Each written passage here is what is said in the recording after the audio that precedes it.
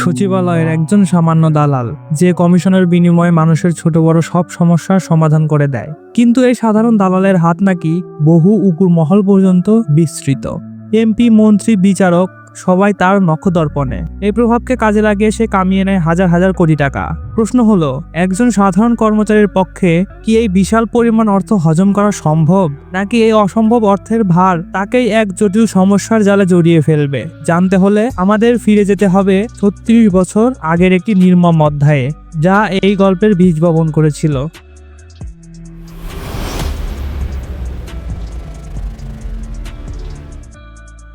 ১৯৮৯ সাল তামিলনাড়ুর এক শহরে ঘটে যায় এক মর্মান্তিক ঘটনা। একজন বিধবা আদিবাসী মহিলা, যিনি একটি আশ্রমে কাজ করতেন, তাকে কয়েকজন দুর্বৃত্ত ধর্ষণ করে এবং পরে গলায় ফাঁসি দিয়ে ঝুলিয়ে দেয়। আর সবচেয়ে হৃদয় বিদারক দৃশ্য ছিল পাশের রুমে নবজাতক শিশুটি মায়ের দুধের জন্য ক্ষুধায় কাঁদছে। এই ঘটনার পেছনে মূল হোতা ছিল অভিয়াঙ্কার, এবি গ্রুপ অফ ইন্ডাস্ট্রির মালিক, দেশের সবচেয়ে ক্ষমতাধর ও ধনী ব্যক্তিদের মধ্যে একজন। এই জঘন্য কাজের পরে অভিয়াঙ্কার সেই ইনভেস্টিগেশন অফিসারকে প্রমোশনের লোভ দেখিয়ে কেসটিকে আত্মহত্যা হিসেবে ধামাচাপা দিতে বলে। লোভে পড়ে অফিসারটি তাই করে। শুধু তাই নয়, অভিয়াঙ্করের নির্দেশ মতো সেই মাসুম শিশুটিকেও একটি ময়লার ভাগাড়ে ফেলে আসা হয়। চারপাশ থেকে মানুষরূপী শকুন ও হায়নারা আনন্দে এই নিকৃষ্টতা উপভোগ করতে থাকে। এরপর প্রায় ৩৬ বছর কেটে গেছে। এখন ২০২৫ সাল।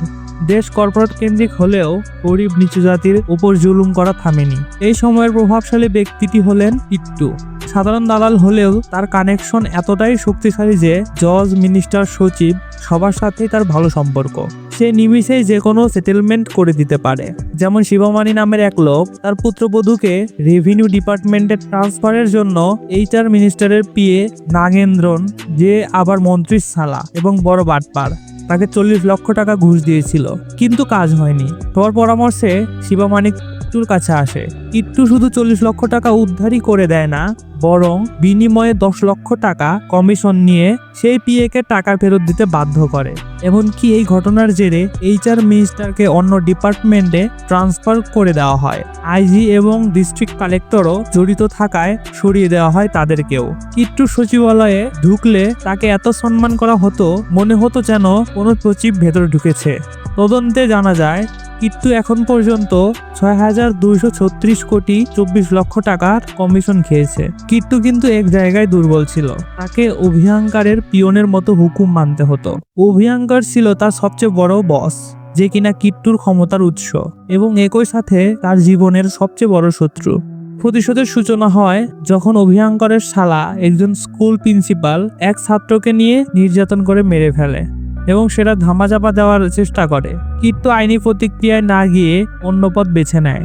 সে একজন নেশাগ্রস্ত ছেলেকে দিয়ে প্রিন্সিপালকে খুন করায় এবং পুলিশকে জানায় প্রিন্সিপাল সেই ছেলেকে বলাৎকার করেছিল। শালার মৃত্যুতে অভিয়াঙ্কার খেপে গিয়ে আসল মাস্টারমাইন্ডকে খুঁজতে শুরু করে। এদিকে কিট্টু ভিমলার জন্য একটি কুটির শিল্প প্রতিষ্ঠা করেছিল। ভিমলা মনে মনে কিট্টুকে পছন্দ করত এবং তারা বিয়েও করে। অভিয়াঙ্কার কিট্টুর এত প্রভাব দেখে অস্থির হয়ে ওঠে। সে টাস্ক ফোর্সের স্পেশাল অফিসার রাম পান্ডাকে দিয়ে কিট্টুর ওপর গোপনে ইনকোয়ারি চালায়। রামের ইনকোয়ারিতে কিট্টুর বিশাল দুর্নীতি এবং কমিশন, যা প্রায় ৬,২৩৬ কোটি টাকা, এর পাশাপাশি অন্য কিছু বেরিয়ে আসে। দেখা যায় কিট্টুর ব্যাংক অ্যাকাউন্ট থেকে ২১৩ কোটি টাকা এনজিওর ৫৪০ জন সদস্যর কাছে গেছে, যাদের ঋণ পরিশোধের ক্ষমতা ছিল না। ১৮৩ কোটি টাকা খরচ হয়েছে ২৭৯ জন মেধাবীর ছাত্রের পড়াশোনার পেছনে। দরিদ্রদের লাশ সৎকারের জন্যও সে টাকা দিত। কিট্টু ছিল এই যুগের রবিনহুড। সে দুর্নীতিবাজদের কাছ থেকে কমিশন নিয়ে সেই টাকা আবার গরিবদের হাতে তুলে দেয়। ঠিক তখনই আসে এক বিরাট টুইস্ট। কিট্টু রামকে জানায় সেই ১৯৮৯ সালে ময়লার ভাগাড়ে ফেলে আসা নবজাতকটি সেই। একজন বৃদ্ধ তাকে উদ্ধার করে বড় করে তোলে এবং তাকে জীবনে বেড়ে ওঠার শিক্ষা দেয়। যখন কিট্টুর মায়ের খুনের মামলায় অভিয়াঙ্কার টাকার জোরে বিচারককে কিনে নেয় এবং কেস বাতিল করে দেয়, তখন বৃদ্ধ কিট্টুকে বলেছিল অভিয়াঙ্কার হলো সবকিছুর মাস্টার মাইন্ড, যে সিস্টেমকে নিজের হাতের মুঠোয় কব্জা করে রেখেছে। তাকে হারাতে হলে সিস্টেমের উপরেই নিজের নিয়ন্ত্রণ প্রতিষ্ঠা করতে হবে। এই কথাই কিট্টু এত বছর ধরে পালন করছিল। টাস্ক ফোর্স কিট্টুকে গ্রেফতার করে টর্চার করলেও টাকার হদিস পাচ্ছিল না। অবশেষে ভিমলার ডেলিভারির সময় ঘনিয়ে আসায় কিট্টু এক ময়লার ভাগাড়ের নিচে লুকিয়ে রাখা 5,387 কোটি টাকা এবং সোনার বারের অবস্থান জানিয়ে দেয়। এদিকে অভিয়াঙ্কার 36 জন বিচারক সহ পুরো সিস্টেমকে হাত করে প্রেসিডেন্ট নির্বাচনে প্রতিদ্বন্দ্বিতা করার প্রস্তুতি নিচ্ছিল। অন্যদিকে কিট্টু যে কোনো মূল্যে অভিয়াঙ্কারের প্রেসিডেন্ট হওয়া আটকাবে। তাই কিট্টু তার বিশ্বব্যাপী নেটওয়ার্ক ও হ্যাকারদের কাজে লাগিয়ে অভিয়াঙ্কারের ফ্যাক্টরিতে ম্যালওয়্যার অ্যাটাক করে, গুদামে বোমা ফাটায় এবং গরু পাচারের মতো ধর্মীয় সংবেদনশীল বিষয় ফাঁস করে তার মানহানি ঘটায়। তারপর শেষ আঘাত হিসেবে কিট্টু তার অবশিষ্ট প্রায় 197 কোটি টাকার বিটকয়েন দেশে ফিরিয়ে আনে। এরপর সে তার হ্যাকারদের দিয়ে দেশের সমস্ত টিভি চ্যানেলের নিয়ন্ত্রণ নিয়ে নেয়। সে 223 জিবি ডেটা ফাইল প্রকাশ করে, যাতে গত 12 বছরের সমস্ত দুর্নীতিবাজ নেতা ও অভিয়াঙ্কারের কুকীর্তির প্রমাণ ছিল। এর ফলে রাজনৈতিক চাপে অভিয়াঙ্কারকে নির্বাচনী পদ থেকে সরিয়ে দেওয়া হয়। কিট্টু এরপর ফেরোজির অপহৃত ছেলেকে ফিরিয়ে দেওয়ার বিনিময়ে অভিয়াঙ্কারকে একটি পুরনো মিলিটারি বাংকারের ভেতরে আসতে বলে। সেখানে কিট্টু অভিয়াঙ্কারকে বাধা অবস্থায় জিজ্ঞাসা করে কেন সে এমন জঘন্য কাজ করেছে। অভিয়াঙ্কার তখনও ক্ষমতা ও টাকার অহংকার দেখাচ্ছিল। কিট্টু তাকে বলে, নবাব সিরাজউদ্দৌলার পতনের সময় হাজার হাজার মানুষ যদি একটি করে পাথরও ছুঁড়ে মারত, তবে ইংরেজরা পালানোর পথ পেত না। কিন্তু সেদিন কেউ প্রতিবাদ করেনি। এই জন্যই 400 বছর ধরে দাসত্ব করতে হয়েছিল আমাদের। আজকে অভিয়াঙ্কররা সেই দাসত্বই ফিরিয়ে আনার চেষ্টা করছে।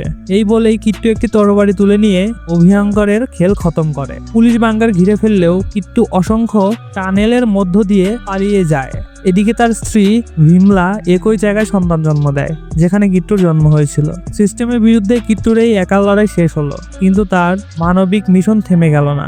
অভিয়াঙ্করকে শাস্তি দিয়ে দুর্নীতিবাজদের মুখোশ খুলে দিয়ে কিট্টু তার স্ত্রী ভিমলা এবং তাদের সন্তানকে নিয়ে এক অজানা গন্তব্যের দিকে পাড়ি জমায়। তবে চলে যাওয়ার আগে কিট্টু নিশ্চিত করে যায় যে এতদিন ধরে তার কাছ থেকে যেসব দরিদ্র মানুষ নিয়মিত অনুদান পাচ্ছিল, তারা যেন ভবিষ্যতেও সেই সাহায্য পেতে থাকে।